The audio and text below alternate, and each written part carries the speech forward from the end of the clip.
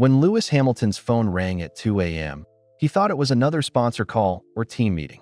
He never expected to hear his cousin Malik crying on the other end, dreams shattered by a £15,000 reality check.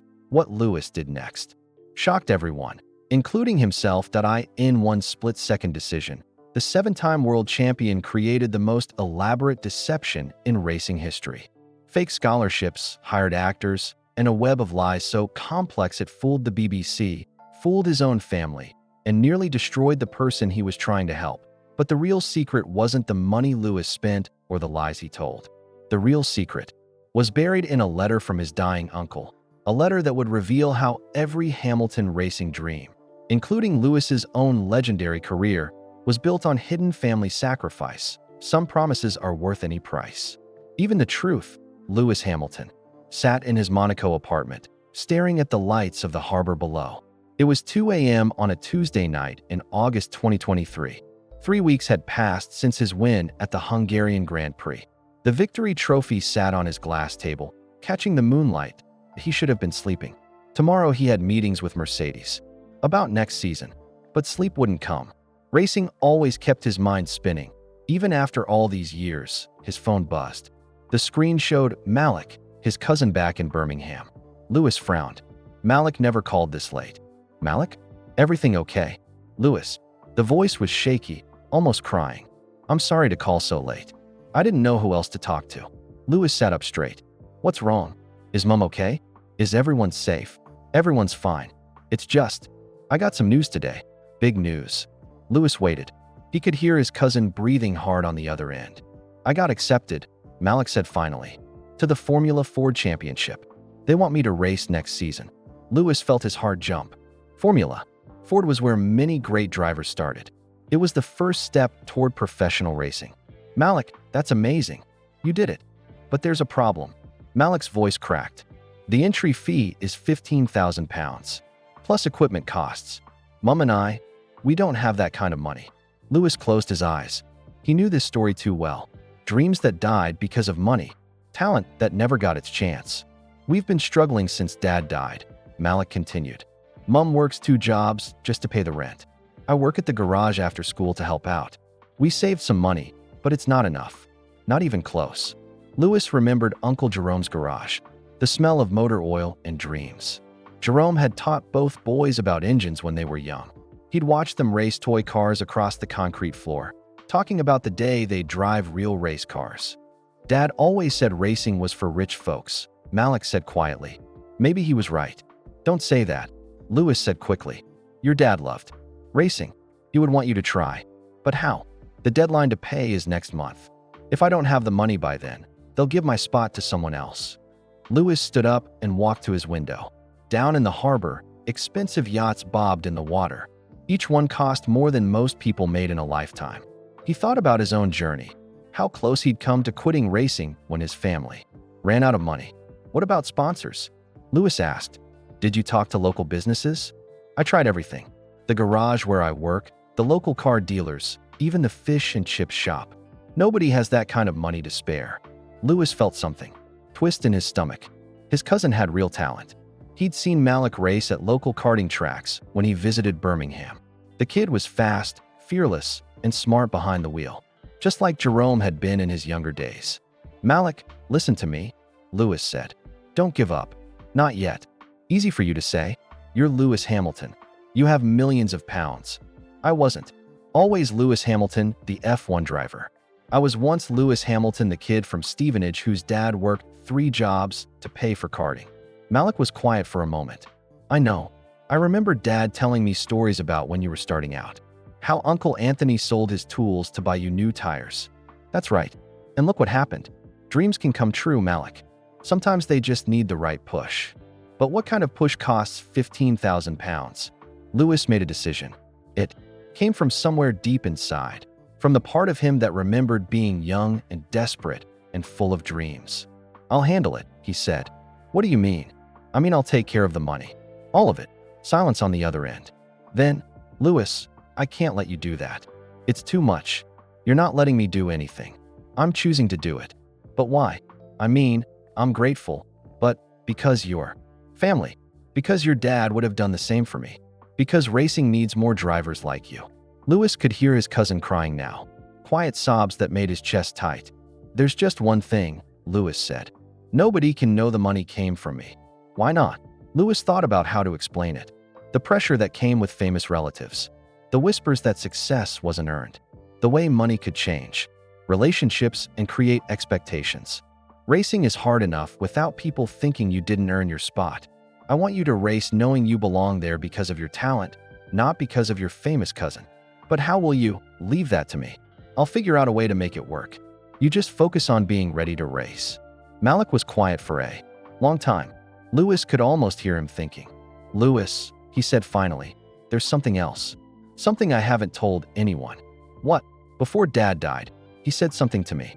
He said racing was in our blood. That maybe I could be the one to carry on the Hamilton name in motorsport. Lewis felt his throat tighten. He remembered that conversation differently. Jerome had pulled him aside at a family gathering, his face serious. Lewis, Jerome had said, if anything ever happens to me, promise me you'll look after Malik. He's got the gift, just like you did. Don't let him waste it. Lewis had promised, but he'd never expected to need to keep that promise so soon. Your dad was right, Lewis said. Racing is in our blood, and I'm going to make sure you get your chance to prove it. After they hung up, Lewis sat in his dark apartment for a long time. Outside, Monaco sparkled with wealth and privilege. Inside, he felt the weight of a promise made to a dead man and a living dream that needed saving. He picked up his phone and scrolled through his contacts. He had work to do, plans to make, a secret to keep. The call that changed everything was over. Now came the hard part, making sure nobody ever found out what he was about to do. Lewis didn't sleep that night. He sat at his kitchen table with his laptop, making notes and searching the internet. How do you secretly give someone £15,000 without them knowing where it came from? By morning, he had a plan. It wasn't perfect, but it might work. At 8:09 a.m., he called his financial advisor, Sarah Chun. She worked for a private wealth management company in London that handled money for many famous people. She knew how to keep secrets. Sarah, I need to meet with you today. It's urgent. Of course, Lewis. Is everything okay? Everything's fine. I just need help with something unusual. They met at noon at the Mercedes-AMG headquarters in Brackley. Lewis drove there in his regular Mercedes, not one of his fancy sports cars. He wanted to keep a low profile. Sarah met him in a quiet conference room. She was a small woman with sharp eyes and a kind smile. She'd been handling Lewis's money for 3 years and had never let him down. What can I do for you? She asked, opening her tablet. Lewis took a deep breath. I need to create a scholarship program, but I need it to look like it comes from other people, not me. Sarah raised an eyebrow. That's interesting. Can you tell me more? Lewis explained about Malik, about the Formula Ford Championship, about the promise he'd made. He didn't mention the deeper promise to Jerome. That was still too personal to share. So you want to help your cousin, but you don't want him to know you're helping? Sarah asked. Exactly. I've seen what happens when family money gets involved. In racing, it changes things, creates pressure. I want Malik to succeed on his own merit. Sarah nodded slowly. I understand. And this is completely legal. You're just choosing to remain anonymous, like many charitable donors do. Can we make it work? Yes, but it will take some creativity. We'll need to set up what looks like a real scholarship program, with paperwork, a board of directors, maybe even a small office. Lewis felt excited. How long will it take? Give me a week. I'll need to create a foundation, get it registered, set up bank accounts. What do you want to call it? Lewis thought about Jerome working late nights in his garage, teaching young Lewis about engines and dreams. The Jerome Hamilton Memorial Racing Fund. Sarah wrote it down. After your uncle who died. Yes, he loved racing. He would have wanted this. Perfect. That gives the scholarship a real story. Now, we need someone to be the face of the program. Someone who can meet with your cousin and handle the paperwork. Lewis had already thought about this. I know someone. Tony Martinez. He owns a garage in Birmingham. He knew my uncle Jerome. He's a good man. Will he help? For the right price, yes. He's not greedy, but he's practical. We can pay him to be the scholarship coordinator. Sarah smiled. You've thought this through. I had all night to think. They spent the next hour working out details. Sarah would create all the legal paperwork. Lewis would transfer money to the foundation's account. Tony would be the person Malik would meet with. One more thing, Lewis said. We need to make this look bigger than just helping one person. What if other young drivers apply? We'll cross that bridge when we come to it. For now, let's focus on your cousin. After the meeting, Lewis drove to Birmingham. He hadn't been back to his uncle's neighborhood in months. The streets looked the same. Narrow houses, small front gardens, cars parked on both sides of the road. He found Tony Martinez at his garage, a small building squeezed between a bakery and a phone repair shop. Tony was under the hood of an old Ford, grease on his hands and sweat on his forehead. Lewis Hamilton, Tony said, wiping his hands on a rag. What brings you to my little corner of the world? I need a favor, Tony. A big one. They sat in Tony's small office, which smelled like coffee and motor oil. Lewis explained his plan. Tony listened carefully, asking questions about the money and the paperwork. So you want me to pretend I'm running a scholarship program? Tony asked. Not pretend. You'll really be running it. The money will be real. The paperwork will be real. You'll just be the face of it. And I can't tell anyone the money comes from you. No one. Ever. That's the most important part. Tony leaned back in his chair. Why the secrecy? Most people would be proud to help family. Lewis thought about how to explain it. Have you ever tried to help someone who is too proud to accept help? Every day? That's half my customers. Racing is worse. Everyone watches everything. If people know the money came from me, they'll say Malik didn't earn his success. They'll say he only got chances because of his famous cousin. Tony nodded slowly. I get it. You want him to feel like he earned it. Exactly. And you trust me to keep this secret. Jerome trusted you. That's enough for me. Tony was quiet for a moment. Jerome was a good man. He talked about racing all the time. Said his boy had talent.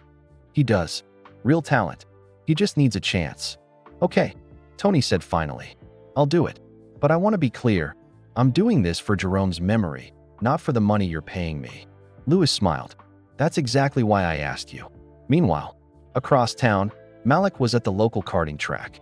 He went there every day after school, even when he couldn't afford to race. He helped the track owner, Mrs. Patterson, with small jobs, cleaning carts, organizing equipment, sweeping the track. Today, he was working on an old cart that nobody wanted. The engine was weak, the tires were worn, and the seat was cracked. But it was the only cart he could afford to practice with. Still working on that old thing? Asked Jake Morrison, one of the other young drivers. Jake's family owned 3 car dealerships. His racing cart was brand new, with the latest engine, and fresh tires every week. This old thing runs just fine, Malik said, not looking up from the engine.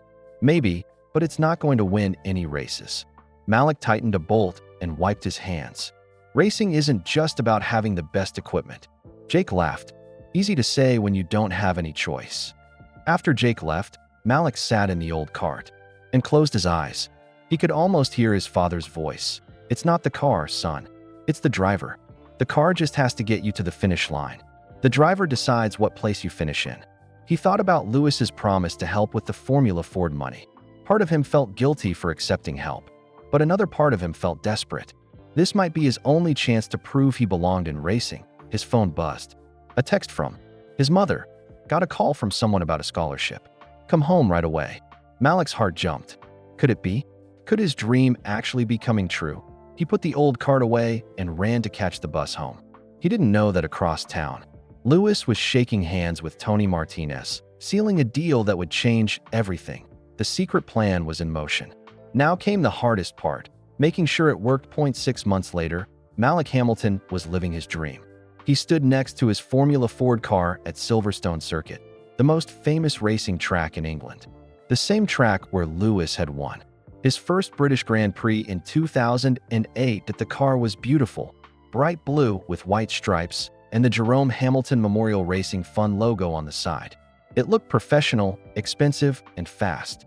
Malik still couldn't believe it was his. You ready for this? Asked Dave Collins, his mechanic.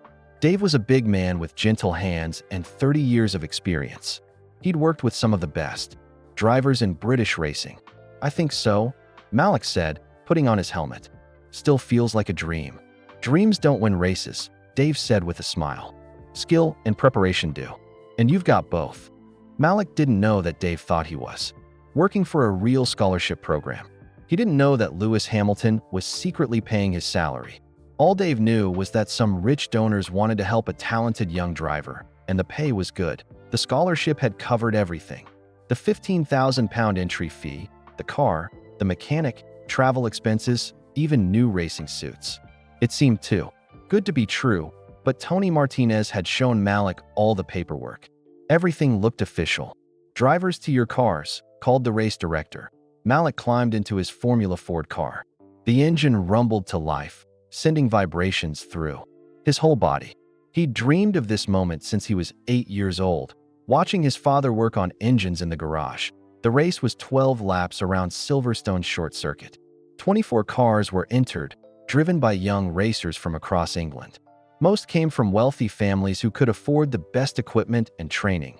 Malik started in 8th position. Not bad for his first professional race, but he wanted more. He wanted to prove he belonged here. The green flag dropped. The cars roared forward in a pack, engines screaming and tires squealing. Malik felt the familiar rush of speed and competition. This was where he belonged. By lap 3, he'd moved up to 6th place. The car felt good under him, balanced, responsive, eager to go faster. He passed another driver on the inside of a corner, taking 5th place. In the grandstands, a man in sunglasses and a baseball cap watched quietly. Lewis Hamilton had driven 2 hours from London to be here. He couldn't let anyone recognize him, but he had to see Malik's first race. His heart pounded as he watched his cousin battle for position. Malik was driving smart, not taking crazy risks, but pushing hard when he saw opportunities, just like Jerome had taught him. "Come on, Malik," Lewis whispered. "Show them what you can do." On lap 8, Malik made his move. The driver in 4th place made a small mistake coming out of a corner. Malik was right there, pulling alongside on the straight. They raced wheel to wheel at 120 miles per hour, neither giving an inch. Malik got the inside line for the next corner and took 4th place. The crowd cheered. In the pits, Dave Collins punched the air. With 2 laps to go, Malik was closing in on 3rd place. The driver ahead of him was getting tired, making small mistakes. Malik stayed patient, waiting for the right moment. It came. On the final lap, going into the last corner, the 3rd place driver braked too early. Malik pulled alongside, and they crossed the finish line together. It was so close that nobody could tell who had won. The judges looked at the photo finish for 5 minutes. Finally, the announcement came. 3rd place, car number 23, Malik Hamilton. Malik couldn't believe it. 3rd place in his first professional race. He pulled his helmet off and shook his head, grinning from ear to ear. Dave Collins was waiting for him in the pits. "You did it, kid. 3rd place against drivers who've been doing this for years." "I can't believe it," Malik said. "I really can't believe it." "Believe it. You earned it." That was some beautiful driving out there. In the grandstands, Lewis Hamilton was fighting back tears. He was so proud of his cousin, so happy to see that talent finally getting its chance. He slipped away before the victory ceremony, not wanting to be recognized. As he drove home, Lewis felt something he hadn't expected: guilt. Malik thought he'd earned this success on his own.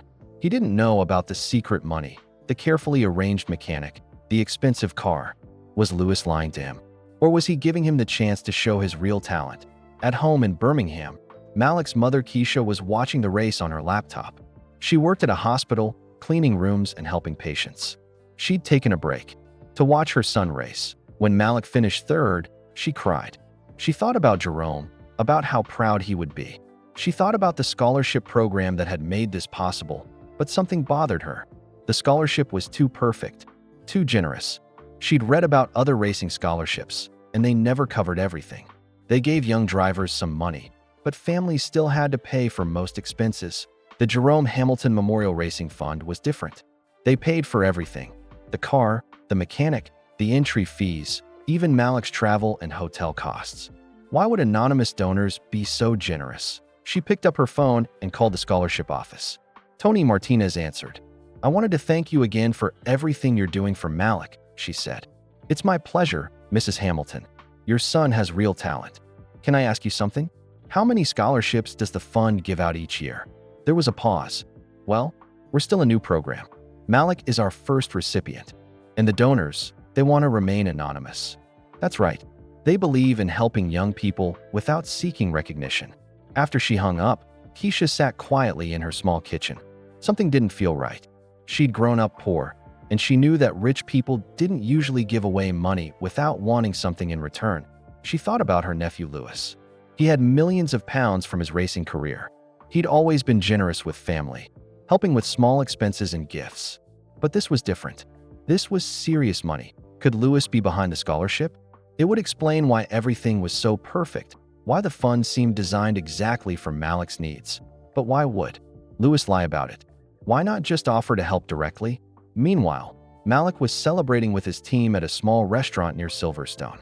He called his mother to share the good news. "Mom, I got third place in my first race. I watched online. I'm so proud of you, sweetheart. I couldn't have done it without this scholarship. I wish I could thank the donors personally." "Maybe someday you will," Keisha said quietly. After dinner, Malik sat in his hotel room, looking at his third-place trophy. It was small and simple, but it meant everything to him. He'd proved he could compete with the best young drivers in England. That he thought about his father, about the promise he'd made at Jerome's funeral. "I'll make you proud, Dad. I'll carry on the Hamilton name in racing." 3 more races were scheduled for the season. Malik was already looking forward to the next one. He had momentum now, confidence, and the best equipment he'd ever driven. He didn't know that his success was creating problems. The media was starting to notice the mystery scholarship kid from Birmingham. Racing magazines wanted to interview him. Photographers were taking pictures, and in Monaco, Lewis Hamilton was starting to worry. The more successful Malik became, the more attention he would get. And the more attention he got, the more likely someone would discover the truth about who was really paying for his racing career. The secret plan was working almost too well. Now Lewis faced a new challenge, keeping the secret as his cousin rose through the ranks of British racing. Lewis Hamilton's phone was buzzing at 6 a.m. in his Monaco apartment. The caller ID showed Sarah Chun, his financial advisor. She never called this early unless something was wrong. "Lewis, we have a problem," Sarah said without saying hello. "BBC Sport wants to do a feature story on the Jerome Hamilton Memorial Racing Fund." Lewis sat up in bed, suddenly wide awake. What kind of feature? A feel-good piece about how anonymous donors are helping young drivers. They want to interview Malik and film at the scholarship office. Can we say no? Not without looking suspicious. This is exactly the kind of story the BBC loves. Working-class kid gets help from generous donors. If we refuse, they'll ask why. Lewis got out of bed and walked to his window. The sun was rising over the Mediterranean Sea, painting the sky orange and pink. Usually this view calmed him. Today it made him nervous. "What do we do?" he asked. "We make the scholarship look more real. Much more real." 3 hours later, Lewis was on a plane to London. By afternoon, he was in Sarah's office, planning how to fool the BBC. "We need a proper office," Sarah said, spreading papers across her desk. "Not just Tony's garage. We need official letterhead, a website, maybe even some fake board members." Fake board members? Actors. People who can pretend to care about young drivers. "We'll pay them to show up for interviews and look important." Lewis felt sick. The lie was getting bigger and bigger. But it was too late to stop now. How much will this cost? Another £50,000, at least. Maybe more. Lewis didn't hesitate. Do it. Whatever it takes. While Sarah worked on making the scholarship look real, Lewis flew to Brazil for the next Formula One race. He was having his best season in years, fighting for the championship against Max Verstappen and Charles Leclerc. But even in Sao Paulo, surrounded by the excitement of F1, Lewis couldn't stop thinking about Malik and the growing lie. During practice sessions, journalists asked him about supporting young drivers. Lewis had to be careful with his answers. "I think it's important for successful people to help the next generation," he said to Sky Sports. "There are a lot of talented young drivers who just need someone to believe in them." "Do you personally fund any young drivers?" asked the reporter at Lewis's. Heart jumped. "I support various programs that help kids get into racing, but I prefer to keep those things private." It was true, technically, but it felt like lying. Meanwhile, in Birmingham, Malik was getting ready for his second Formula Ford race. He'd won 2 more races since Silverstone and was leading the championship. Racing magazines were calling him the scholarship kid who's beating the rich boys. The BBC team arrived at the karting track where Malik practiced. They set up cameras and lights. turning the small track into a TV studio. The interviewer was a woman named Jenny Walsh. She was famous for sports documentaries and had a warm, friendly style that made people want to tell her everything. "So Malik," she said, sitting across from him in the track's small cafe, "tell me about this scholarship that changed your life." Malik smiled. He'd told this story dozens of times now, to journalists and other drivers. "It never got old. I'd been accepted to Formula Ford, but my mom and I couldn't afford the entry fee. We were about to give up when I got a letter about the Jerome Hamilton Memorial Racing Fund, named after your father. Yes, he died in a car accident 2 years ago. He loved racing and always dreamed that I might be able to do it professionally." Jenny nodded sympathetically. "And these anonymous donors, you've never met them?" "No, they want to help young drivers without getting recognition for it. I think that's really special." "How much support do they give you?" "Everything. The car, the mechanic, entry fees, travel costs. Without them, I'd still be working part-time at a garage and racing an old kart on weekends." The cameras followed Malik around the track as he practiced. They filmed him working on his car with Dave Collins, talking to other drivers, and racing against kids from wealthy families. "It's amazing to see talent getting its chance," Jenny said to the camera. "Malik Hamilton is proof that with the right support, dreams can come true." What she didn't know was that 50 miles away, Lewis Hamilton was watching the interview from his hotel room. His heart pounded as he listened to Malik talk about the scholarship with such gratitude and joy. "I just wish I could thank the donors personally," Malik said. "They gave me a chance when nobody else would. They believed in me when I didn't even believe in myself." Lewis had to turn off the TV. The guilt was too much. That weekend, he won the Sao Paulo Grand Prix in dramatic fashion. Starting from 5th place, he passed 3 cars in the final 10 laps. Including a bold move on Verstappen with 2 laps to go. As he crossed the finish line, Lewis felt the familiar rush of victory. But this win felt different, more emotional. During the victory interview, Jenny Walsh's words echoed in his head. "Dreams can come true with the right support." "Lewis, that was an incredible drive," said the interviewer. "What does this win mean to you?" Lewis looked into the camera, thinking about Malik watching from Birmingham. "I want to dedicate this win to all the young dreamers out there who need someone to believe in them. Sometimes all it takes is one person willing to give you a chance." Only Lewis knew he was really talking to his cousin. The interview made headlines around the world. Hamilton dedicates Sao Paulo win to young dreamers. In Birmingham, Malik watched the interview with his mother. "That's beautiful," he said. "Lewis really cares about helping young people." Keisha looked at her son carefully. "Yes," she said quietly. "He really does." But Keisha's suspicions were growing stronger.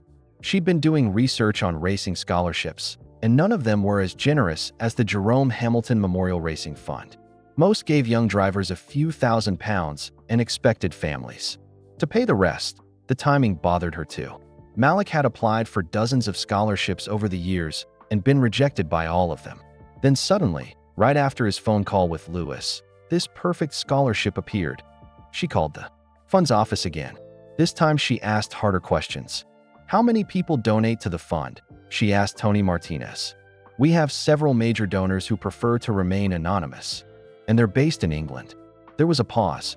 "Some are international. Racing is a global sport. Have any other young drivers applied for scholarships?" Another pause. "We're still a new program. We're focusing on doing one scholarship really well before expanding." After she hung up, Keisha sat in her kitchen, thinking. Everything about the scholarship was too convenient, too perfect. It was as if someone had designed it specifically for Malik, someone who knew exactly what Malik needed, someone who cared enough to pay for everything, someone with enough money to make it look official, someone like Lewis Hamilton. But why would Lewis lie about it? Why not just offer to help directly? The answer came to her slowly. Lewis knew Malik was proud. Lewis knew that taking money from a famous cousin would make Malik feel like he hadn't earned his success. S.O. Lewis had created an elaborate lie to help Malik while letting him keep his pride. Keisha didn't know whether to be grateful or angry. Lewis was helping her son achieve his dreams, but he was also lying to him. She decided to keep watching and waiting. If Lewis wanted to play this game, she would let him, but she would be ready to step in if the lies got too big or if they hurt Malik. Meanwhile, the BBC documentary was being edited for broadcast. It would air in 2 weeks, telling the inspiring story of how anonymous donors were helping a working-class kid achieve his racing dreams. Lewis had no idea that the documentary would create an even bigger problem. Other young drivers would see it and apply for scholarships from the Jerome Hamilton Memorial Racing Fund. What would he do when dozens of talented kids started asking for help? How long could he keep the secret before the whole thing fell apart? The media spotlight was getting brighter, and Lewis was running out of shadows to hide in. 2 months later, Malik Hamilton was the rising star of British racing. He'd won 4 Formula Ford races and was leading the championship by 20 points. Racing teams were calling, wanting to sign him for Formula 3 next season. The best offer came from Fortec Motorsports, one of the most respected teams in junior racing.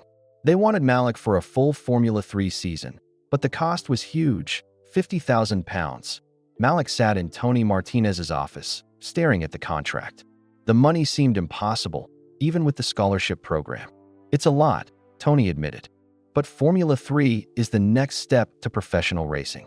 All the great drivers have done it. Can the Jerome Hamilton Memorial Racing Fund afford it? Tony had been dreading this question. He'd gotten a call from Saracen that morning. Lewis Hamilton was willing to pay the £50,000, but the scholarship was attracting too much attention. The donors are very impressed with your progress, Tony said carefully. They want to continue supporting you. Really? All 50,000. They believe in your talent, Malik. They think you could make it all the way to Formula 1. Malik felt his heart jump. Formula 1. The dream he'd had since he was 8 years old, watching Lewis Hamilton win races on TV.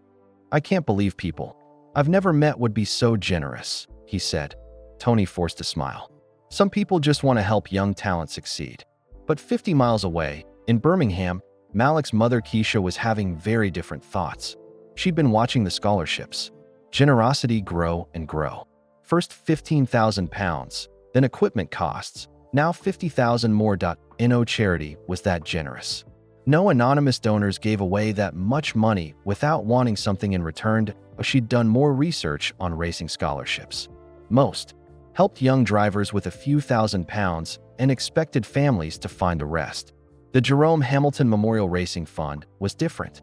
It paid for everything, exactly when Malik needed it. There was only one explanation that made sense. Lewis Hamilton was behind it all. That Saturday, the Hamilton family gathered at their grandmother's house in Stevenage for a barbecue. It was a tradition that went back years, the whole family coming together for food, stories, and catching up. Lewis arrived in his regular Mercedes, not wanting to show off. He hugged his grandmother, chatted with cousins, and helped his father Anthony cook burgers on the grill. Malik was there too, excited about his Formula 3 offer. He told everyone about the contract, about how the scholarship would pay for everything. It's amazing how generous these donors are, said Lewis's Aunt Patricia. £50,000. They must really believe in you. They do, Malik said proudly. Mr. Martinez says they think I could make it to Formula 1 someday. Lewis felt his stomach twist. The lie was getting bigger every day. After lunch, Keisha pulled Lewis aside. They walked to the back garden, away from the others. We need to talk, she said quietly. About what? About this scholarship that's too good to be true. Lewis tried to look confused. What do you mean? Don't play games with me, Lewis. I've known you since you were 5 years old. I know when you're lying. They stared at each other. Lewis could see that Keisha knew the truth. I don't know what you're talking about, he said. The Jerome Hamilton Memorial Racing Fund doesn't exist, does it? Not really. It's you. You're paying for everything. Lewis felt his face go red. That's crazy. Why would I lie about helping Malik? That's what I want to know. Why lie? Why not just offer to help? Lewis looked toward the house, where Malik was laughing with his cousins. Because you wouldn't have let him accept it. What? If I'd offered to pay for Malik's racing, you would have said no. You would have said we don't need charity from family. You would have made him refuse. Keisha was quiet for a moment. Lewis was right, and they both knew it. So you created this elaborate lie instead. I created an opportunity for Malik to achieve his dreams without feeling guilty about it. By lying to him every day. By letting him believe he earned it. There. Voices were getting louder. Other family members were starting to look toward the garden. He did earn it, Keisha said. His talent earned it. But you're making him think strangers helped him when it was really family. And what's wrong with family helping family? Nothing, if you're honest about it. But you're treating us like a charity case. Lewis felt anger rising in his chest. I'm treating you like family who needed help. We didn't ask for help. You shouldn't have to ask. That's what family is for. Keisha took a deep breath. Lewis, I know you mean well. I know you love Malik. But this scholarship is becoming a problem. What kind of problem? Malik is building his whole identity around it. He tells everyone how grateful he is to these mysterious donors. He says they saved his life. What happens when he finds out it was all a lie? Lewis hadn't thought about that.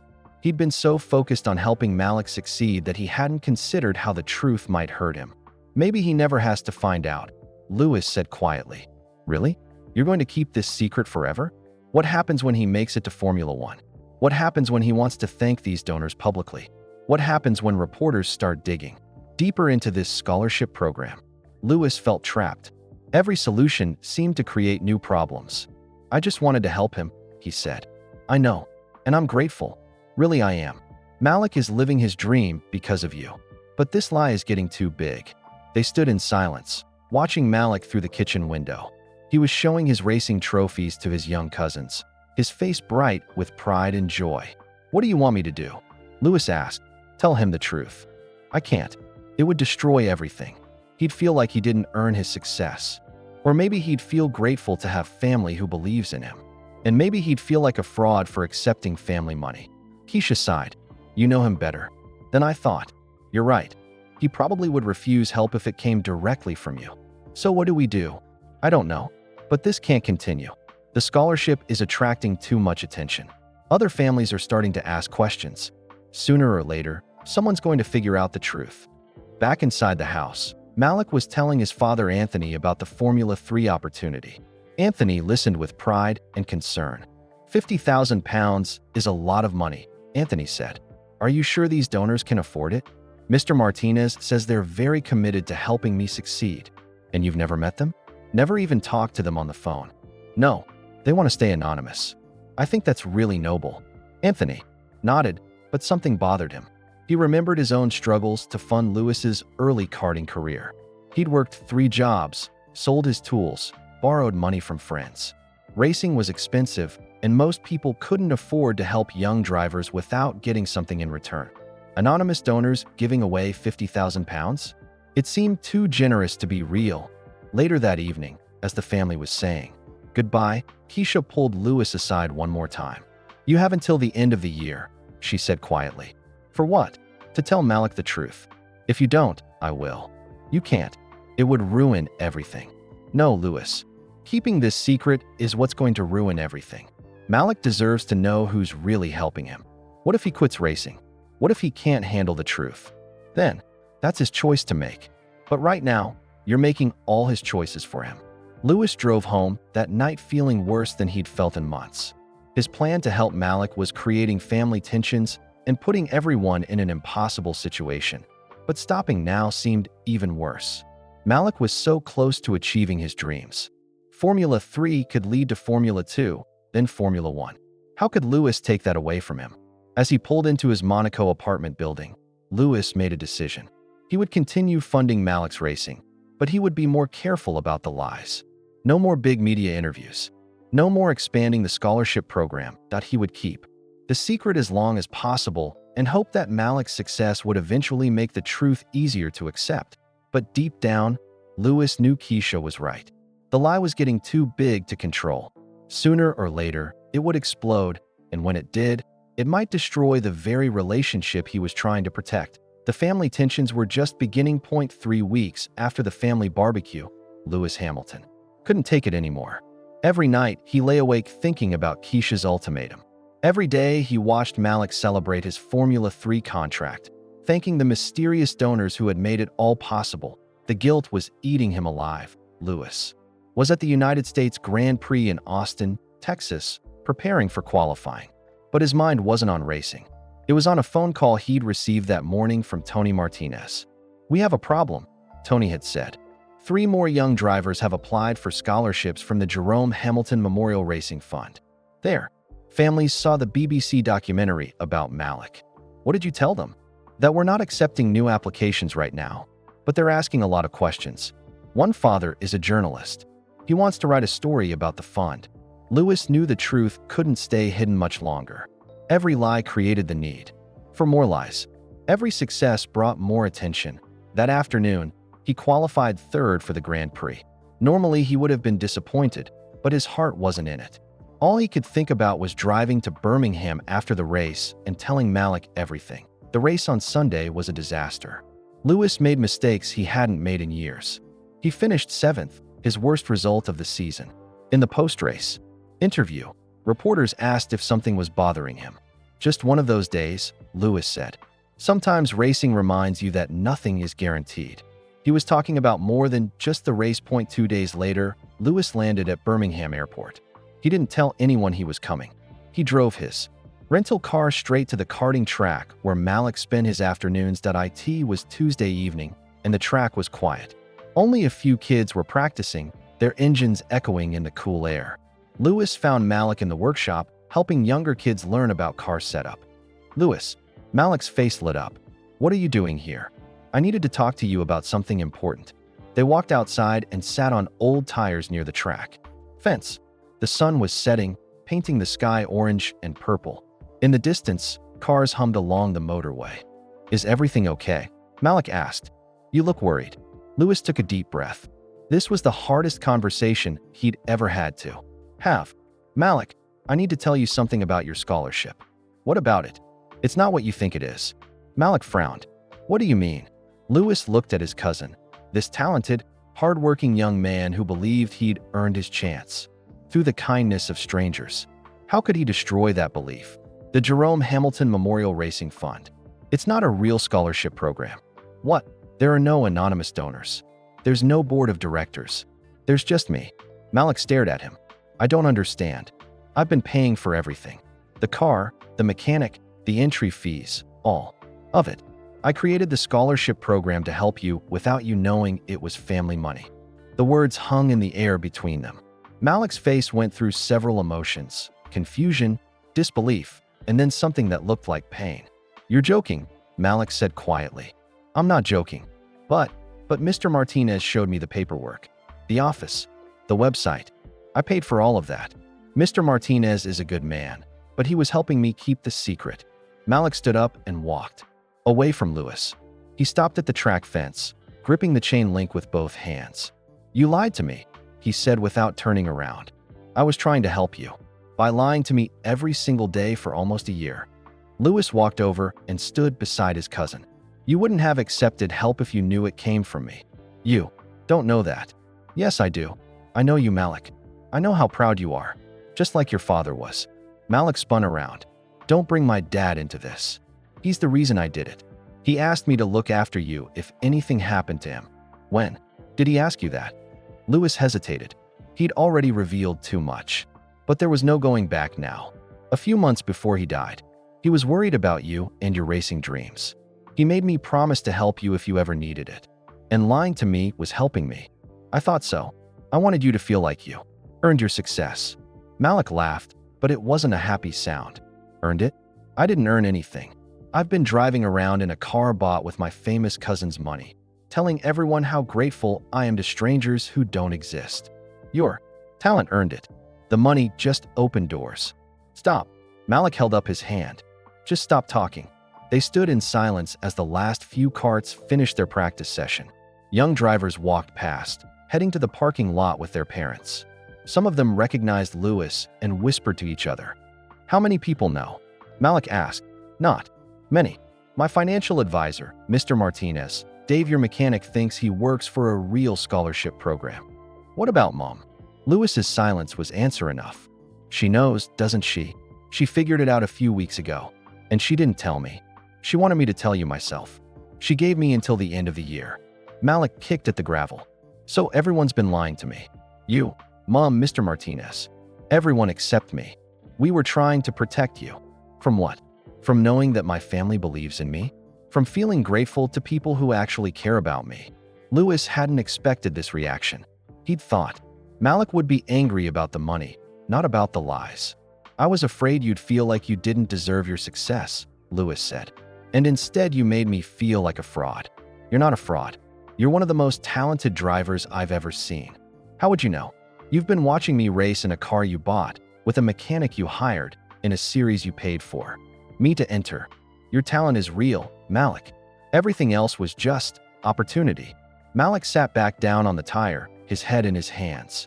I've been telling everyone about these generous donors, about how they saved my racing career. I even gave interviews about it. I saw the BBC documentary. You were amazing. I was lying. To the whole country. You were telling the truth as you knew it. But it wasn't the truth, was it? Louis sat down beside his cousin. No, it wasn't. They sat quietly for a few minutes. The track was empty now, just the two of them and the sound of distant traffic. Why didn't you just offer to help me directly? Malik asked. Because I remember what it was like when I was starting out. People said I only got chances because of who I knew, because someone was helping me. I didn't want that for you. So instead, you let me think I was special enough for strangers to invest in. You were special enough. That part wasn't a lie. Malik looked at his cousin. I need time to think about this. I understand. And I need to know everything. How much money you've spent. Who else knows what happens now with the Formula 3 contract? We can talk about all of that. Not we. Me.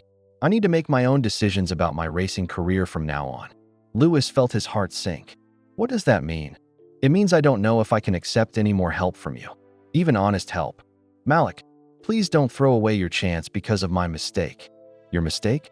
Louis, this isn't just a mistake. This is a year of lies. A year of me feeling grateful to people who don't exist.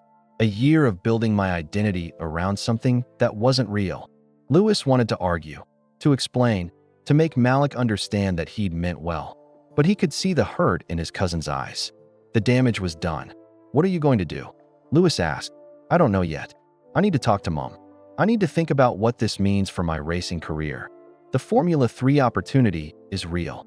The teams want you because of your talent, not because of the money. But I got to Formula 3 because of your money. You got to Formula 3 because you won races. Because you're fast. Malik stood up. I'm going home. I can't talk about this anymore right now. Louis watched his cousin walk toward the parking lot. At the gate, Malik turned around. Louis, yeah, I know you meant well. I know you were trying to help. But you took away my choice.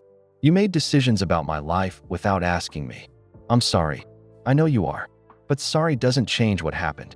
Malik got in his car and drove away, leaving Louis alone at the empty karting track where their family's racing dreams had begun. Louis sat on the tire for another hour, watching the sky grow dark. He'd thought he was being clever, helping his cousin while protecting his pride. Instead, he'd created a mess that might destroy both their relationship and Malik's racing career. His phone buzzed. A text from Keisha. Malik just called me. He's very upset. We need to talk. Louis drove to Keisha's house, dreading the conversation ahead. He'd broken his promise to tell Malik the truth before the deadline, but only because he couldn't stand the lies anymore. Now he had to face the consequences of trying to help someone who hadn't asked for help. And he had to figure out how to repair the damage to the person he'd been trying to protect. The truth was finally out. But Louis was learning that sometimes the truth created more problems than the lies ever had. Louis Hamilton sat in Keisha's small living room, watching her pace back and forth across the worn carpet. Family photos covered every surface. Malik as a baby, Jerome working on cars, Louis winning his first championship. Happy memories that now felt complicated. He won't talk to me, Keisha said, stopping by the window. He's been in his room for 3 days. He won't eat properly. He won't answer my questions. I'm sorry, Louis said quietly. I never wanted this to happen. What did you think would happen? Did you think you could keep lying to him forever? Louis had asked himself the same question 100 times since Tuesday. I thought maybe when he made it to Formula 1, the truth would be easier to accept. Formula 1. Keisha laughed bitterly. He's talking about quitting racing completely. What? He says he can't trust his own success anymore. He says every trophy he's won feels fake now. Louis felt sick. This was the opposite of what he'd wanted. Can I talk to him? He doesn't want to see you. They sat in silence. Outside, kids played football in the street, their voices echoing off the narrow houses. Normal life continuing. While Louis's family fell apart. There's something else, Keisha said. The Formula 3 team called. They want to know if Malik is still taking the contract. The season starts in 2 months. What did you tell them? That we need more time. but they can't wait forever. Other drivers want that seat. Lewis's phone buzzed. His manager calling about the upcoming Formula One season finale. 3 races left, and Lewis was tied for points with Max Verstappen for the championship. The biggest prize in racing was within reach, but all Lewis could think about was his cousin upstairs, questioning everything he'd achieved.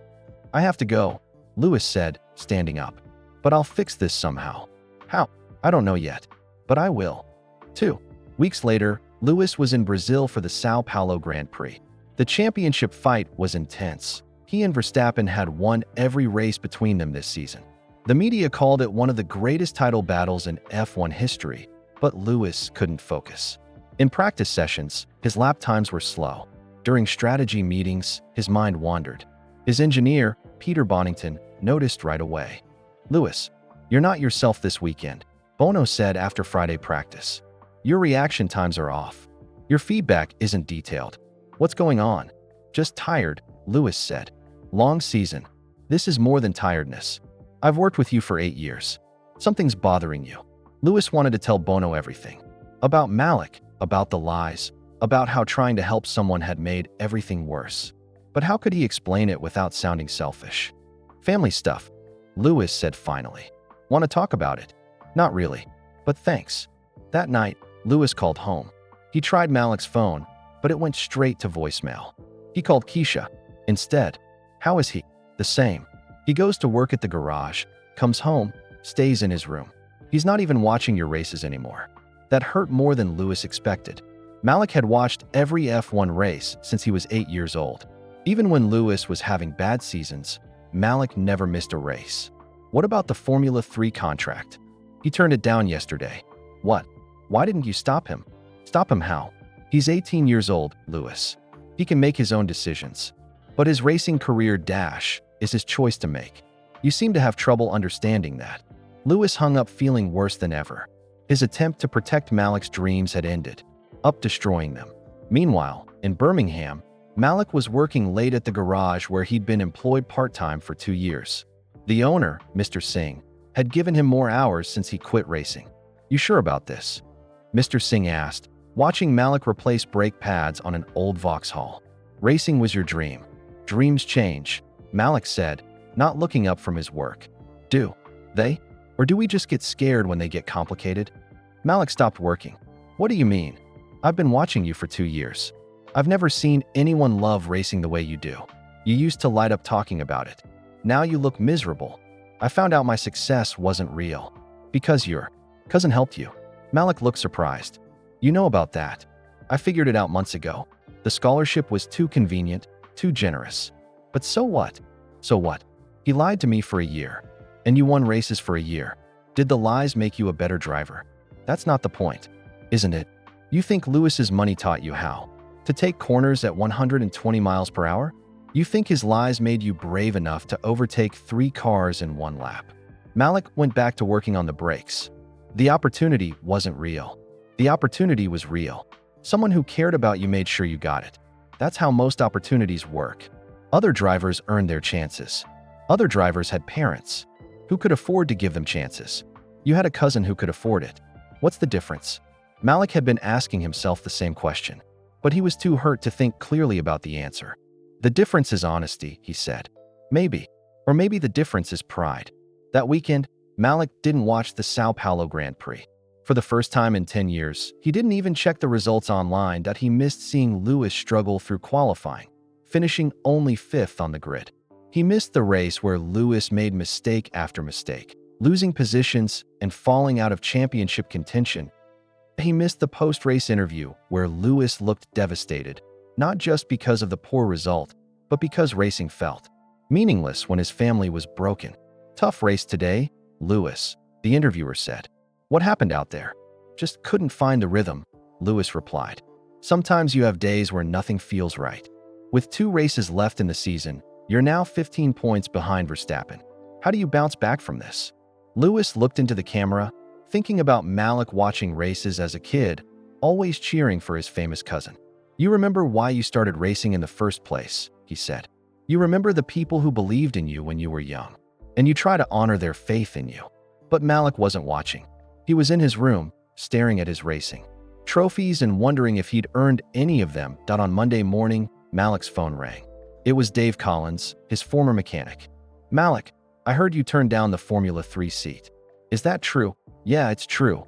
Mind if I ask why?" "You were the best young driver I've worked with." The whole thing was built on lies, Dave. The scholarship, the funding, all of it. "What lies?" Malik explained about Lewis, about the fake scholarship program, about learning that nothing was what it seemed. Dave was quiet for a long time. Then he said, "Malik, I need to tell you something. I've worked in racing for 30 years. I've seen hundreds of young drivers.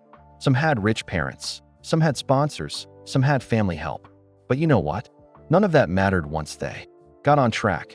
"What do you mean?" "I mean, talent is talent. Money can buy you a car, but it can't buy you the ability to drive it fast. You think Lewis's money made you win those races? It gave me the chance to win them. So did my parents give me the chance to become a mechanic by paying for my education? So did every successful person who ever got help from someone. That's how the world works, kid." But he lied about it. "Yeah, he did. And that was wrong. But throwing away your career won't fix the lies. It'll just waste the talent you do have." After Dave hung up, Malik sat on his bed thinking. His room was full of racing magazines, model cars, and photos from the karting track. His whole life had been about racing. Was he really going to give it all up because he was angry about how the opportunity came to him? Or was he just scared that people would say he didn't deserve his success? The question swirled in his head as he got ready for another day at the garage, fixing other people's cars instead of racing his OWN in Monaco. Lewis was preparing for the penultimate race of the season in Qatar. He was behind in the championship, struggling with focus and dealing with constant questions about his poor recent form. But all he could think about was a phone call he'd received that morning from Tony Martinez. "The BBC wants to do a follow-up story on Malik," Tony had said. "They heard he turned down the Formula 3 contract. They want to know why the scholarship winner suddenly quit racing." "What did you tell them?" "That he's taking a break to consider his options." But they're not buying it. They smell a story. Lewis knew what that meant. Investigative journalists digging into the scholarship program. Questions about the donors. Discoveries about the lies. The truth was going to come out anyway, messier and more public than ever. Maybe it was time to stop trying to control the situation and let Malik make his own choices, even if those choices broke Lewis's heart. The championship fight was far from over, but Lewis was learning that some battles were more important than trophies. The Qatar Grand Prix was 3 days away, and Lewis Hamilton couldn't sleep. He stood on his hotel balcony in Doha, looking out at the glittering city lights. 15 points behind Max Verstappen with 2 races left. His 8th championship was slipping away, but that wasn't what kept him awake. His phone showed 17 missed calls from British journalists. Word was spreading about Malik's sudden withdrawal from racing. The BBC was asking hard questions about the Jerome Hamilton Memorial Racing Fund. Sarah Chun had called that morning with bad news. A reporter contacted the fake board members we hired. One of them panicked and admitted they were actors. The whole story is going to break soon. Lewis knew his racing career could survive the scandal. He was Lewis Hamilton, 7-time world champion, global superstar. But Malik would be devastated when the world learned he'd been unknowingly lying for months. At 3 a.m., Lewis made a decision. He called his cousin. "Malik, I know you don't want to talk to me, but please listen." Silence on the other end. But Malik didn't hang up. "The media is going to expose everything soon. The fake scholarship, the lies, all of it. I can't stop it anymore. So the whole world is going to know I'm a fraud." "You're not a fraud. But yes, people will know the scholarship wasn't real." Lewis heard Malik take a shaky breath. "Thanks for the warning." "Malik, wait. There's something else I need to tell you. Something I should have said from the beginning." "What now?" "Your father didn't just ask me to help you if something happened to him. He was sick, Malik. He had cancer." The silence stretched on for so long that Lewis thought the call had dropped. "What?" Malik's voice was barely a whisper. "He found out about 6 months before the accident. He didn't tell anyone, not even your mom. He was scared, but he was more scared about what would happen to you and your racing dreams." "You're lying." "I'm not lying. Not anymore. He made me promise to help you pursue racing, but he also made me promise to let you earn respect on your own. That's why I created the scholarship instead of just giving you money directly." Malik was crying now. Lewis could hear it through the phone. "He was going to tell you himself," Lewis continued. He wanted to explain about the cancer, about asking me to help. But the accident happened first. Why didn't you tell me this before? Because I thought it would hurt too much. Because I thought the scholarship was a better way to honor his wishes. Because I was a coward. I need to see proof. What? Medical records. Something that proves he was sick. Because right now, I don't know what to believe anymore. Lewis understood. He'd destroyed Malik's trust so completely that even this truth seemed like another lie. I'll get you the records. But Malik, please think about something. Your father loved racing. He loved watching you drive. Do you think he'd want you to quit because of how the opportunity came to you? I don't know what he'd want. I never got the chance to ask him. The call ended with so much left unsaid. Meanwhile, 200 miles away in Birmingham, Malik was having the worst week of his life. The BBC had called, wanting to know why he'd turned down the Formula 3 contract. Other journalists were asking questions about the scholarship fund, but worse than the media attention was the constant doubt in his head. Every trophy on his shelf seemed to mock him. Every racing magazine on his desk felt like evidence of a lie he'd lived out. On Saturday morning, Malik drove to Donington Park Racing Circuit. There was a Formula Ford race happening, the same series, where he'd been competing just months ago. He bought a ticket and sat in the grandstands, watching other young drivers chase their dreams. The racing was close and exciting. Young drivers pushed their cars to the limit, fighting for every position. But Malik noticed something that surprised him. Most of the drivers had expensive equipment, professional mechanics, spotless racing suits with sponsor logos. Their families sat in hospitality suites, eating catered food and watching on private screens. These drivers came from money. Their parents owned businesses, their families had racing connections. They'd been given opportunities that Malik had only dreamed of, but on track, none of that mattered. The driver who won the race wasn't the one with the best car or the most money. It was the one who drove with the most skill, courage, and determination. Malik realized something as he watched. Help came in many forms. Some drivers got help from wealthy parents. Others got help from sponsors who saw potential. He'd gotten help from a cousin who cared about him. The source of the help didn't change what he'd done with it.in Qatar. Lewis was having his own realizations. Practice sessions had gone poorly again. He was struggling with the car setup, making uncharacteristic mistakes. The championship seemed to be slipping away. Lewis, we need to talk, said Toto Wolff, his team principal, after Saturday qualifying. Lewis had managed only 4th place. Not good enough to catch Verstappen. They sat in Toto's office, away from the cameras and reporters. What's happening to you? Toto asked. This isn't the Lewis Hamilton I know. Just having a tough few races. This is more than tough races. You're distracted, unfocused. Your engineer says you're not giving proper feedback. Your lap times are inconsistent. Lewis stared at his hands. How could he explain that racing felt empty when his family was broken? Personal issues, he said finally. Want to talk about it? Lewis surprised himself by saying yes. He told Toto everything. About Malik, about the lies, about how trying to help had made everything worse. Toto listened without interrupting. As team principal of Mercedes, he dealt with many personal crises over the years. You know what your problem is? Toto said when Lewis finished. You're trying to control things you can't control. What do you mean? You can't control how your cousin reacts to learning the truth. You can't control whether the media finds out. You can't control whether he forgives you. So what can I control? Your driving, your effort, your choices going forward. That night, Lewis called Malik one more time. I sent you the medical records, Lewis said. Your father's doctor confirmed everything. Jerome was diagnosed with early-stage cancer 4 months before he died. I got them, Malik said quietly. I've been reading them for hours. Do you believe me now? I believe Dad was sick. I believe he asked you to help me. But I still don't understand why you lied about it. Because I thought you'd be too proud to accept family help. Because I wanted you to feel like you'd earned everything yourself. But I did earn it. Maybe not the opportunity, but what I did with the opportunity. Lewis felt a spark of hope. Exactly. You won those races, Malik. You drove those cars. You made those overtakes. The money just got you to the starting line. I keep thinking about what Dad would say if he could see me now. Quitting racing because I'm angry about how I got the chance to race. What do you think he'd say? He'd probably tell me to stop being an idiot and get back in the car. Lewis smiled for the first time in weeks. That sounds like Uncle Jerome. Lewis, yeah, I'm still angry about the lies. I'm still hurt that you didn't trust me enough to tell the truth. I understand, but I'm not angry about you helping me. I'm grateful. I should have said that before. You don't need to thank me. Yes, I do. You kept a promise to my dying father. You helped me achieve something I never could have achieved alone.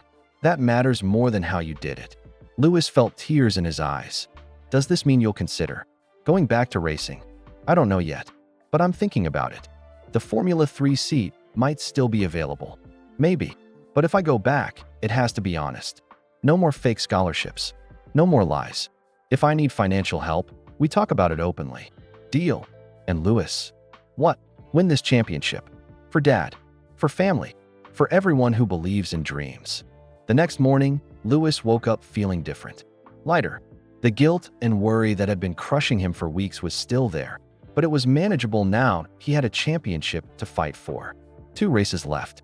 15 points to make up. But more importantly, he had hope that his relationship with Malik could be repaired, that the lies could be forgiven, that the family could heal. Race day in Qatar dawned bright and clear. As Lewis pulled on his racing suit, he thought about young Malik watching F1 races on TV, dreaming of driving these cars someday. Maybe those dreams weren't dead after all. Maybe they were just waiting for the truth to set them free. The lights went out, and Lewis Hamilton began what might be the most important race of his life. Not for points or trophies, but for redemption and family. The Qatar Grand Prix roared to life under the desert sun. 20 Formula One cars screamed into the first corner at 200 miles per hour, their engines creating a symphony of power and speed. Lewis Hamilton started fourth, but his mind was clearer than it had been in weeks. The conversation with Malik had lifted a weight from his shoulders. Win or lose, he was racing for the right reasons again. Max Verstappen led from pole position, but Lewis was patient. 15 points behind with 2 races left meant he needed to win both races and hope Verstappen had problems. It seemed impossible, but Lewis had achieved impossible things before. On lap 10, Charles Leclerc made a mistake at turn 6. His Ferrari slid wide, giving Lewis the chance to move into third place. The crowd cheered as Lewis pulled alongside the red car. "Nice move, Lewis," came the voice of his engineer, Peter Bonington, through the radio. "P3 now. Verstappen is 12 seconds ahead." "Copy that," Lewis replied. "Let's hunt him down." Meanwhile, 3,000 miles away in Birmingham, Malik Hamilton was working the early shift at Mr. Singh's garage. He'd volunteered to work Sundays to keep busy and avoid thinking about racing. But today was different. Today he found himself checking his phone for F1 updates. "You watching the race?" asked Mr. Singh, noticing Malik looking at his phone. "Just checking the results," Malik said, trying to sound casual. "Your cousin's in third place. Good drive so far." Malik nodded but didn't say anything. He was still processing everything Lewis had told him about their father's cancer, about the promise, about the reasons behind the lies. The medical records had been real. Jerome Hamilton had been diagnosed with early-stage stomach cancer 6 months before the car accident. He'd kept it secret from everyone except Lewis, not wanting to worry the family. Reading those records had changed everything for Malik. His father hadn't just asked Lewis to help with money. He'd asked him to help carry on the family's racing dreams. Jerome had been facing his own mortality and thinking about his son's future. Back in Qatar, Lewis was making his move. A perfectly timed pit stop had put him in second place, just behind Verstappen. With 20 laps to go, the championship was within reach, but Verstappen wasn't going to make it easy. The Dutch driver was one of the best in the world, and he wasn't going to give up the title without a fight. "Gap to Max is 3.2 seconds, Bono reported over the radio. "Copy. I can see him," Lewis replied. Lap after lap, Lewis closed the gap. The crowd was on its feet as the 2 championship contenders battled at 180 miles per hour. This was Formula One at its finest, pure skill, courage, and determination. With 10 laps to go, Lewis was right behind Verstappen. The Mercedes was faster in a straight line, but the Red Bull was better in the corners. It was like a chess match at 200 miles per hour. In Birmingham, Malik had stopped pretending he wasn't watching. He'd pulled up the live timing on his phone and was following every sector time, every gap change. "Your cousin's catching the leader," Mr. Singh observed. Yeah, Malik said, his heart racing despite himself. He's really flying. You miss it, don't you? The excitement, the competition. Malik looked up from his phone. Miss what? Racing. I can see it in your eyes when you watch Lewis drive. You're imagining yourself out there. Malik went back to the engine he was supposed to be fixing, but his hands weren't steady. Mr. Singh was right. Watching Lewis race made him remember why he'd fallen in love with motorsport in the first place, that IT wasn't about the money or the fancy cars or even the trophies.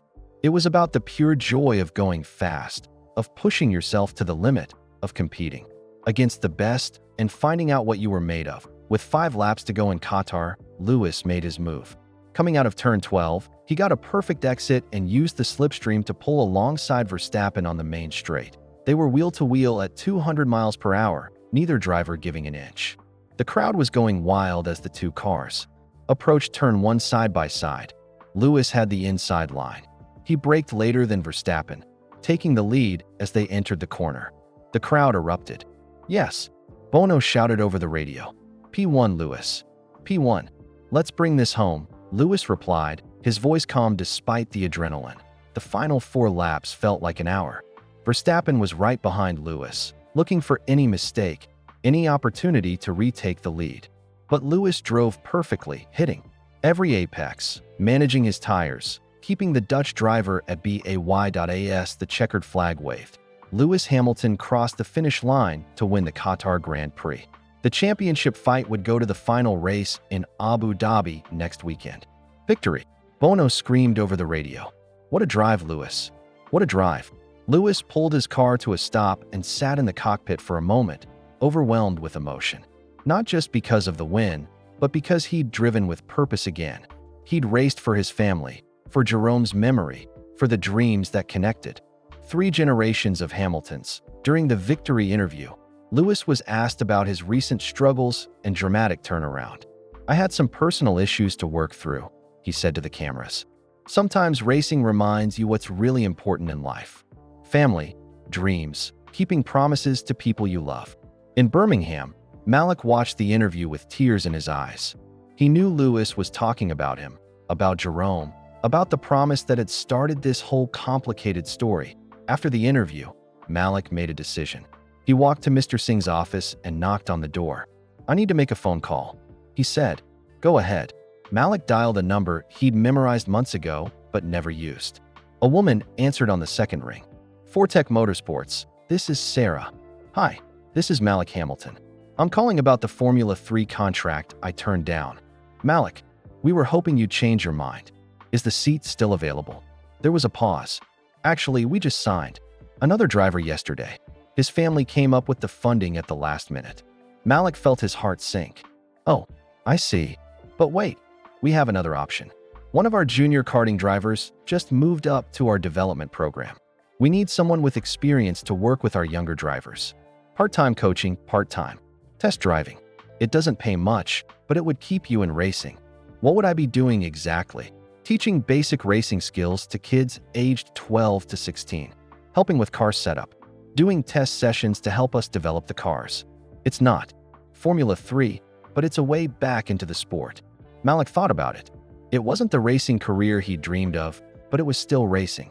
And maybe helping young drivers achieve their dreams would be meaningful in its own way. I'm interested, he said. Wonderful. Can you come in next week for an interview? Yes, but I need to be honest about something. The scholarship that funded my racing, it wasn't what everyone thought it was. The story might come out in the media soon. We heard some rumors. Does it affect your driving ability? No, then we don't care where your funding came from. We only care about your talent and whether you can help our young drivers improve. After hanging up, Malik felt something he hadn't felt in weeks: hope. Not the same hope he'd had about his own racing career, but hope about staying connected to the sport he loved. That evening, he called Lewis. I saw the race, Malik said. Amazing drive. Thanks. One more race to go. Lewis, I made a decision today. About what? About racing. The Formula 3 seat is gone, but Fortec offered me a coaching job, working with young drivers. That's fantastic. Are you going to take it? I think so. It's not what I planned, but maybe it's what I'm meant to do. Help other kids who love racing, but need guidance. Kids like you were a year ago. Exactly. Lewis smiled, even though Malik couldn't see it through the phone. Uncle Jerome would be proud. He always said racing was about more than just winning. It was about the passion, the community, the way it brings people together. I've been thinking about that, about what Dad would want. I think he'd want me to stay in racing somehow, even if it's not as a driver. And what do you want? I want to help young drivers achieve their dreams. I want to teach them what I learned, that talent matters more than money, that determination beats privilege, that racing is about the love of going fast. Those sound like lessons worth teaching. Lewis, yeah, thank you for keeping your promise to Dad, for helping me when I needed it, for letting me find my own way back to racing. Thank you for forgiving me. We're family. That's what family does. The next week, while Lewis prepared for the championship-deciding race in Abu Dhabi, Malik started his new job at Fortec Motorsports. His first student was a 13-year-old girl named Amy whose family ran a small cafe in Manchester. She was fast but needed help with Racercraft. The key to overtaking, Malik told her as they walked around the karting track, is patience. Wait for the right moment, then commit completely. Amy nodded eagerly, like your cousin does in Formula 1. Exactly like that. As Malik watched Amy practice his advice, he realized something important. This felt right. Teaching young drivers, sharing what he'd learned, helping them navigate the challenges of racing. It filled the same part of his heart that driving had filled. Maybe this was always meant to be his path. Maybe the scholarship, drama, and family complications had led him exactly where he needed to be in Abu Dhabi. Lewis was about to face the biggest race of his career. 8 points behind Verstappen with 1 race left. He needed to win and hope for the best. But win or lose, he knew he'd already achieved something more important than any championship. He'd kept his promise to Jerome, helped his cousin find his place in racing, and learned that family was worth more than any trophy. The lights would go out in Abu Dhabi in 6 days. But the real victory had already been won. Lewis Hamilton stood in his Monaco apartment, packing for what could be his final championship battle. The Abu Dhabi Grand Prix was 3 days away, and he was 8 points behind Max Verstappen. Win and hope. That was his only chance at an 8th world title, but his mind wasn't on racing. It was on the phone call he'd received that morning from his publicist. The BBC story breaks tomorrow, she'd said. They have everything. The fake scholarship, the hired actors, the money trail. They're calling it the biggest deception in British sports history. Lewis had known this moment would come. The lies were too big to hide forever. But he'd hoped to have more time to prepare Malik for the media storm that he called his cousin immediately. Malik, the story about the scholarship is going public tomorrow. I figured it would eventually, Malik said calmly. I've been preparing for it. Are you ready for reporters calling? People asking questions? As ready as I can be. What about you? This could hurt your reputation. Lewis hadn't thought about that. His public image as a role model, his sponsorship deals, his legacy, all of it could be damaged by admitting he'd created an elaborate lie. I don't care about my reputation, Lewis said. I care about you being okay. I'll be fine. Tell the truth, Lewis. All of it. About Dad's cancer, about the promise you made, about why you thought lying was necessary. People will understand. That afternoon, Lewis did something he'd never done before. He called a press conference for reasons that had nothing to do with racing. The Mercedes Media Center in Abu Dhabi was packed with journalists. They'd heard rumors about a major announcement, and the room buzzed with speculation. Lewis walked to the podium looking nervous but determined. He'd written notes, but he put them aside and spoke from his heart. I asked you here today because I need to tell you the truth about something important to me, he began. It's about my cousin Malik and a scholarship program that doesn't really exist. The room went completely silent. Last year, my cousin Malik was accepted to race in Formula Ford, but his family couldn't afford the entry fee. I wanted to help, but I knew he was too proud to accept money directly from me. Lewis explained everything: the fake scholarship, the hired actors, the elaborate deception. He talked about Jerome's cancer diagnosis, about the promise he'd made to a dying man, about wanting to help while protecting Malik's pride. I know what I did was wrong, Lewis said. I lied to my cousin, to the media, and to the racing community. I created a fake charity and deceived everyone for almost a year. Reporters raised their hands with questions, but Lewis held up his hand. But I want to be clear about something. Malik Hamilton is one of the most talented young drivers I've ever seen. Every race he won, every lap time he set, every overtake he made, that was pure talent and hard work. The money I provided just gave him the opportunity to show what he could do. A reporter shouted out, "Lewis, why are you admitting this now? You could have kept it secret." Because keeping secrets from family is what caused this problem in the first place. And because I'm announcing something else today. Lewis took a deep breath. I'm creating a real scholarship program. The Lewis Hamilton Foundation will provide financial support to young drivers from working-class backgrounds who have talent but lack funding. The room erupted with questions, but Lewis continued. The program will be completely transparent. No fake board members, no hired actors, no lies. Just honest help for kids who love racing but can't afford to pursue it. "How much money are you committing?" asked a journalist from Sky Sports. "My championship prize money from this season, plus matching funds from my personal savings. About £2 million to start." Another reporter stood up. "What does Malik think about this?" Malik will be running the technical training program. He'll teach young drivers about car setup, racecraft, and what it takes to succeed in motorsport. The press conference lasted an hour. Lewis answered every question honestly, admitting his mistakes while explaining his motivations. When it was over, he felt exhausted but relieved. The story dominated sports news that evening. Hamilton admits, "Year-long deception," read the headlines. But buried in the coverage was another angle. F1 champion creates real foundation to help young drivers. In Birmingham, Malik watched the press conference on his laptop. He felt proud of Lewis for telling the truth, even though it would cost him personally. But he also felt something else: nervous excitement about running the Foundation's training program. It was a chance to help dozens of young drivers, not just one. His phone rang constantly that evening. Journalists wanting interviews, racing people offering opinions, friends and family checking on him. But the call that mattered most came at 11 p.m. "Malik, it's me," Lewis said. "How are you holding up?" "Better than I expected. Some reporters have been calling, but most people seem to understand why you did it. What about you? Are you okay with me using your name for the Foundation's training program?" "More than okay. I'm excited about it." "Really?" "Lewis, I've been thinking a lot about what Dad would want. I think he'd want me to help other kids like us, kids who love racing but come from families that can't afford it.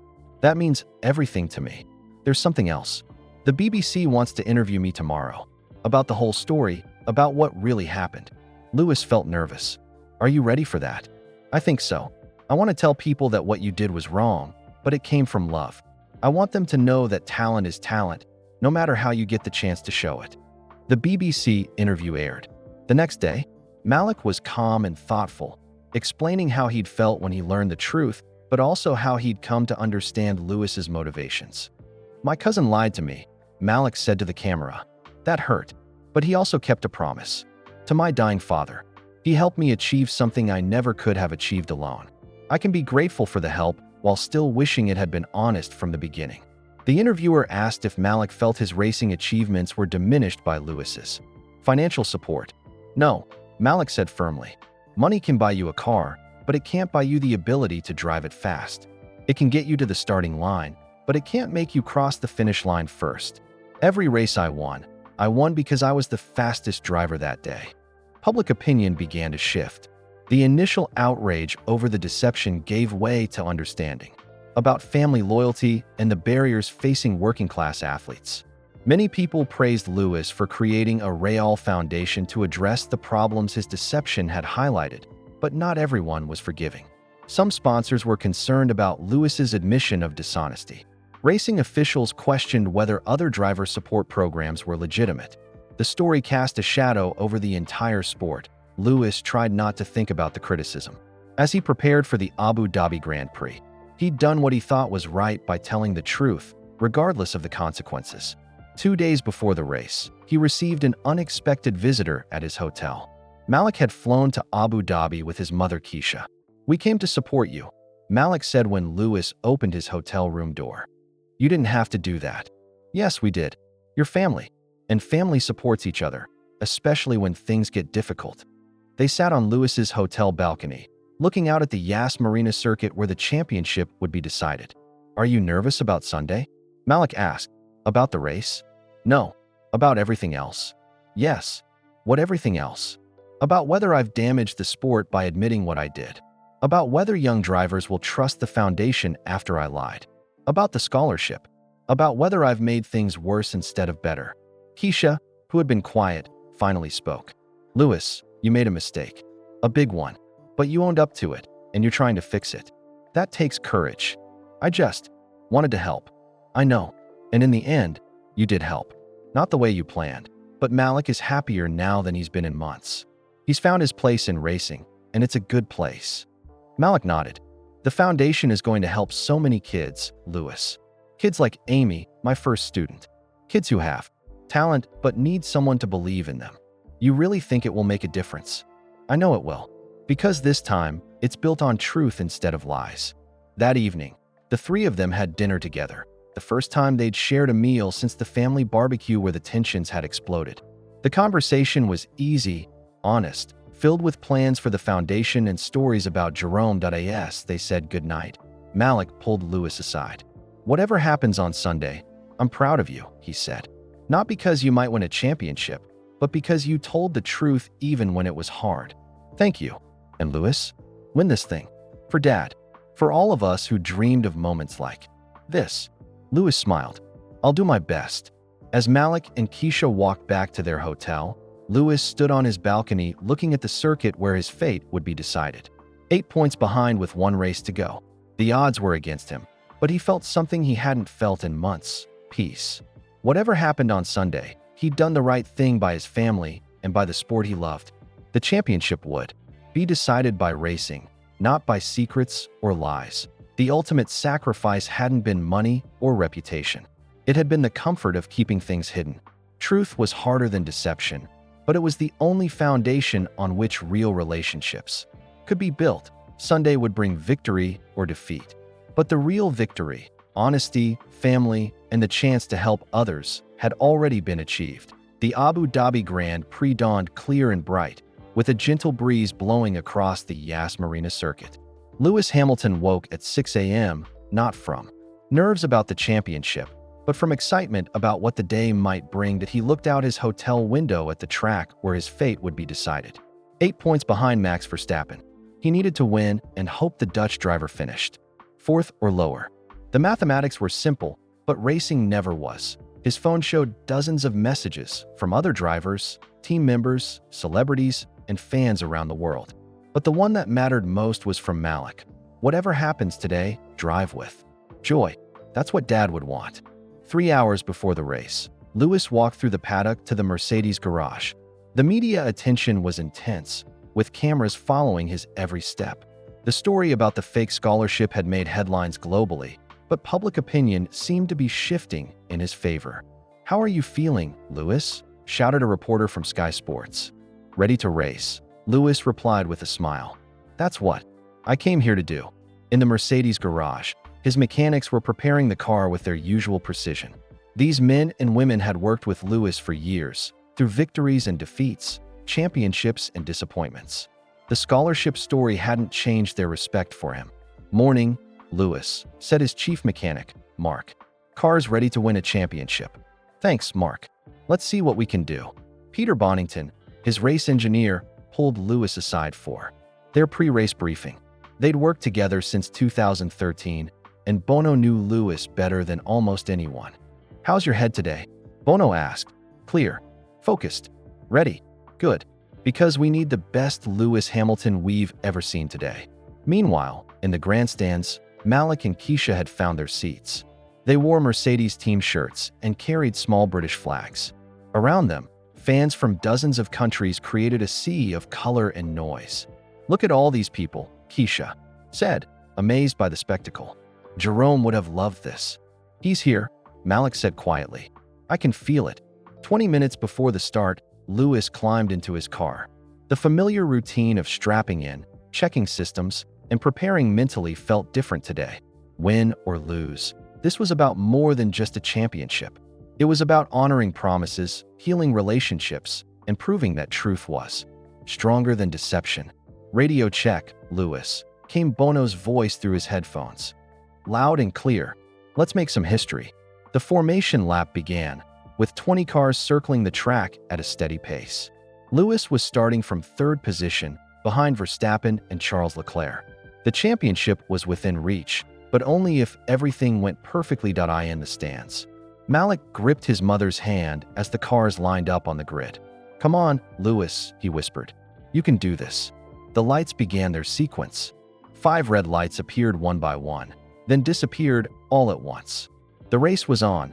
Lewis got a perfect start, pulling alongside Leclerc as they approached the first corner. 3 cars went into turn 1 side by side, with Verstappen on the inside, Leclerc in the middle, and Lewis on the outside. It was a move that required perfect timing and enormous courage. Lewis held his line, keeping his foot flat on the accelerator as the 3 cars swept through the corner at 180 miles per hour. Coming out of turn 1, Lewis was in second place, just behind Verstappen. The crowd erupted as the championship leader found himself under immediate pressure. "P2, Lewis. P2, Bono shouted over the radio. "Great start. Copy that. How far to Max?" "1 second. You're right with him." For the first 20 laps, Lewis stayed close to Verstappen, waiting for an opportunity. The Red Bull was strong in the corners, but the Mercedes was faster on the straights. It was a chess match at 200 miles per hour. Behind them, the field was bunched up, with several drivers fighting for podium positions. Every position mattered for the championship calculation, and Lewis needed other drivers to finish between him and Verstappen. On lap 25, disaster struck. Sergio Perez, Verstappen's teammate, spun at turn 9 and crashed into the barriers. The safety car came out, bunching up the field and giving everyone a chance to pit for fresh tires. Box, Lewis," Bono called. "We're pitting for fresh mediums." Lewis dove into the pits, where his crew performed a lightning-fast tire change. 2.3 seconds later, he was back on track, still in second place, but now on fresher tires than Verstappen. "Perez is out," Bono reported. "That helps our championship chances. We need to beat Max and have Leclerc finish between us." "Understood. These tires feel good." When the safety car period ended, Lewis was right behind Verstappen with 30 laps to go. The championship would be decided in the next hour. In the grandstands, Malik was on his feet, shouting encouragement that Lewis couldn't hear but somehow felt. Around them, fans from every nation were united in their appreciation for pure racing. "He's going to do it," Malik told his mother. "I can feel it." "Don't get ahead of yourself," Keisha warned. "Anything can happen in racing." With 20 laps to go, Lewis made his move. Coming out of turn 10, he got a perfect exit and used the slipstream to pull alongside Verstappen on the main straight. They were wheel-to-wheel at 200 miles per hour, just like the old days of fierce but respectful competition. Verstappen defended the inside line into turn 11, but Lewis stayed patient. He knew fresher tires would give him more opportunities. 5 laps later, the chance came. Verstappen ran slightly wide at turn 6, giving Lewis the inside line for turn 7. Lewis seized the opportunity, diving to the inside and taking the lead as the crowd exploded with excitement. "Yes," Bono screamed over the radio. "P1, Lewis. P1. Let's bring this home," Lewis replied, his voice steady despite the adrenaline coursing through his veins. But Verstappen wasn't finished. The Red Bull driver was one of the best in the world, and he wasn't going to give up the championship without a fight. For the next 10 laps, he stayed right behind Lewis, looking for any mistake or opportunity. With 5 laps to go, Lewis's tires began to lose grip. Verstappen was getting closer, and Lewis could see the Red Bull in his mirrors getting larger and larger. "Tires are going away," Lewis reported over the radio. "Copy that. Just 5 more laps. You can do this." In the grandstands, Malik was barely breathing. His cousin was so close to an 8th world championship, but Verstappen was charging hard. "Come on, Lewis," Malik whispered. "Hold on. Just hold on." With 3 laps to go, Verstappen was right behind Lewis again. The two championship contenders were separated by less than a second, with millions of people around the world watching the drama unfold. Going into the final 2 laps, Lewis found something extra. Maybe it was thinking about Jerome's promise, or about Malik's forgiveness, or about all the young drivers the foundation would help. Whatever it was, he managed to pull out a few extra tenths of a second per lap. The gap to Verstappen grew to 1.5 seconds, then 2 seconds. Lewis was going to win the Abu Dhabi Grand Prix, but was it enough for the championship? He needed Leclerc to finish between him and Verstappen, and the Ferrari driver was currently in fourth place, behind both championship contenders and Lando Norris. As they started the final lap, Lewis heard Bono's voice. Last lap, Lewis. You're P1. Leclerc is P3. If positions stay the same, you win the championship by 2 points. Lewis couldn't believe it. Leclerc had passed Norris while Lewis was focused on Verstappen. The mathematics had worked out perfectly. The final corners felt like slow motion.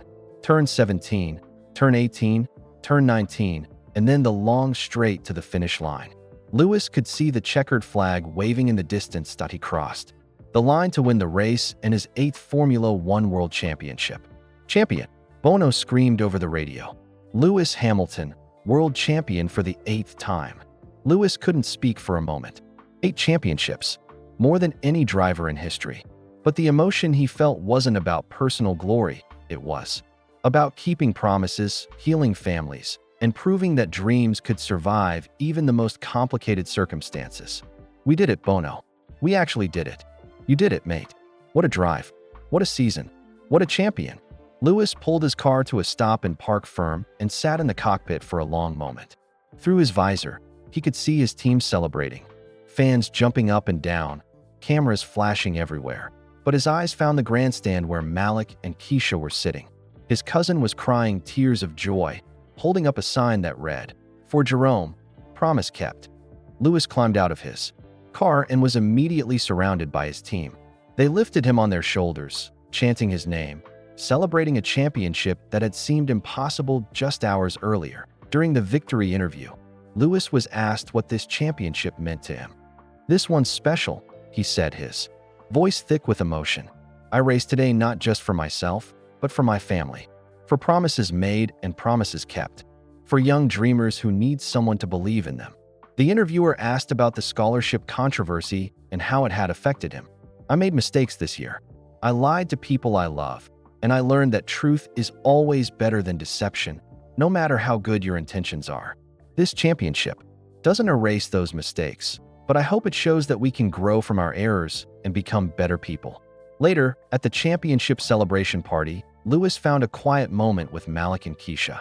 The three of them stood on a hotel balcony, looking out at the circuit where history had been made. "Dad would be so proud," Malik said quietly. "Not just of the championship, but of everything. The truth, the foundation, the way you've handled all of this. I couldn't have done it without you forgiving me," Lewis replied. "Your support gave me the strength to tell the truth and race with a clear conscience." "What happens now?" Keisha asked. "Now we build something real," Lewis said. "A foundation that helps young drivers achieve their dreams honestly. A program that gives kids opportunities without requiring them to lie about where those opportunities came from." Malik smiled. "I already have a list of drivers who could use help. Kids with real talent, but no funding. Kids like I was a year ago. Perfect. We'll start with them." As they talked about the future, Lewis felt something he'd never experienced after winning a championship before: complete peace. The victory was sweet, but the healing of his family was sweeter. The 8th championship trophy would sit on his shelf alongside the other 7. But the real trophy was standing beside him. A cousin who had forgiven him, a relationship that had survived deception and emerged stronger, that Jerome's promise had been kept in ways that none of them could have imagined. Dreams had been preserved, talents had been nurtured, and truth had finally won out over lies. The redemption was complete. 1 month after the championship celebration, Lewis Hamilton sat in his childhood bedroom in Stevenage, surrounded by old racing trophies and faded posters of Formula One cars. He was going through a box of letters that his father Anthony had saved for years. At the bottom of the box, wrapped in tissue paper, was an envelope with his name written in Jerome's familiar handwriting. Lewis had never seen it before. "Dad," Lewis called downstairs. "What's this letter from Uncle Jerome?" Anthony climbed the stairs slowly, his face suddenly serious. "I was wondering when you'd find that. Jerome gave it to me a few days before he died. He made me promise to give it to you only if you ever helped Malik with his racing career." Lewis felt his heart race. "You've had this for 2 years?" Jerome was very specific. "He said you'd know when the right time came to help Malik. And when that time came, I should give you this letter." With trembling hands, Lewis opened the envelope. Inside were 2 sheets of paper covered in Jerome's careful handwriting. Dear Lewis, if you're reading this, it means I'm gone and you've decided to help my boy with his racing dreams. I hope I'm wrong about being sick, but the doctors don't sound hopeful that I need to tell you something that I've never told anyone, not even Keisha. Something that will explain why I asked you to help Malik, and why I was so specific about how you should help him. 23 years ago, when you were just starting in karting, your father Anthony came to my garage late one night. He was crying. Lewis, your dad, who never showed weakness, was crying because he couldn't afford to keep funding your racing. You were 8 years old and already showing incredible talent. But the costs were destroying your family's finances. Anthony had sold everything he could sell, worked every extra shift available, borrowed money from friends. There was nothing left that he came to me because he didn't know where else to turn. He was going to have to tell you that your racing career was over before it really began. I gave him every penny I had in my savings account. £3,000. It wasn't much, but it was enough to keep you racing for another season. Anthony never told you where that money came from. He let you think he'd found a way to manage the costs himself. That £3,000 paid for the season when Ron Dennis first noticed you at the McLaren Mercedes karting team. Without that money, you would never have gotten to the track where your future was decided. SOUC. Lewis, your own career was built on secret family help. The only difference was that I helped from the shadows, just like you're probably helping Malik now. Anthony paid me back every penny over the following 5 years, even though I told him not to. But more importantly, you went on to achieve everything we dreamed you could achieve. I never told you this story because Anthony was proud. He wanted you to believe he'd managed everything himself, just like Malik is proud and will want to believe. He earned his chances himself, but here's what I learned from helping you. Talent is talent, no matter how it gets its chance to shine. The money I gave your father didn't make you a better driver. It just made sure your talent didn't get wasted. If you're helping Malik now, you're doing what family does. You're keeping dreams alive when they might otherwise die. Don't feel guilty about it. Feel proud that you're in a position to help. Just like I was proud to help you all those years ago, I'm asking you to help Malik because I see the same gift in him that I saw in you. But I'm also asking you to let him find his own way, just like you found yours. Give him opportunities, but let him earn the respect. There's one more thing I need you to know. The reason I can give you this advice, the reason I understand both your situation and Malik's, is because someone helped me too. When I was 18, dreaming of becoming a professional mechanic, I couldn't afford the training course. A stranger at the garage where I worked part-time paid for my education. I never found out who it was, but that anonymous gift changed my entire life. That stranger gave me the chance to become the mechanic who taught you about engines, who passed on his love of racing to his son, who understood that sometimes dreams need a little help to survive. SOUC. Lewis, we're all connected. The help flows from one generation to the next, from family to family, from dreams to dreams. Help Malik, but more importantly, help other young drivers too. Create something bigger than just one scholarship.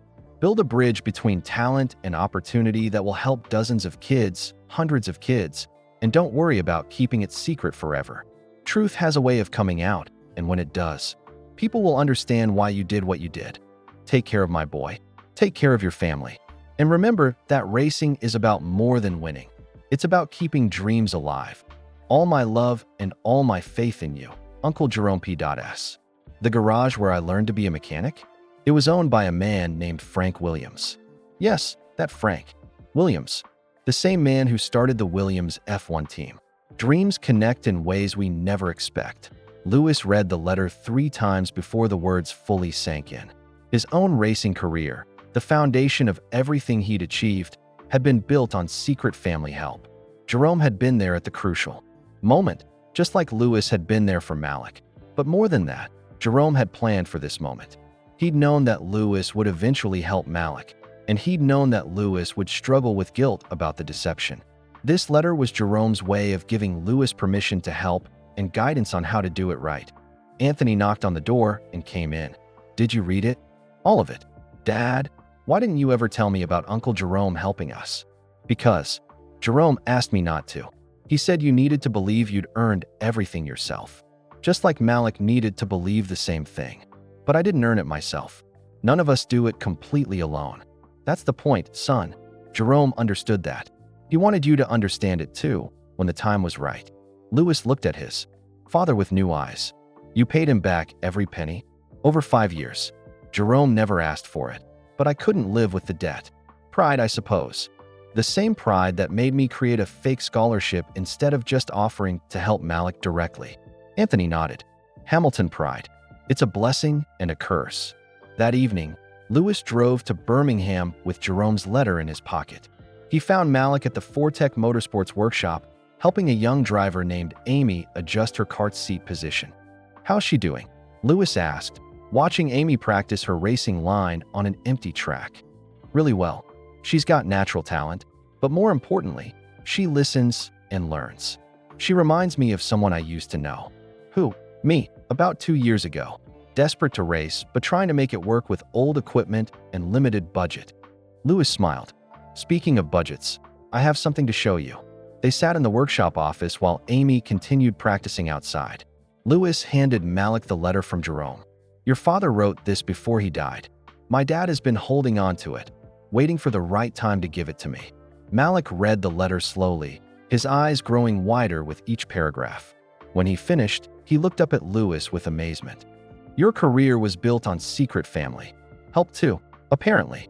£3,000 from your father when I was 8 years old. I never knew until today. And Dad knew you would help me someday. He planned for it. He wanted to make sure I understood that helping family isn't something to be ashamed of. Malik read certain passages again, shaking his head in wonder. He talks about creating something bigger than just one scholarship. The Lewis Hamilton Foundation. Your father envisioned it before either of us did.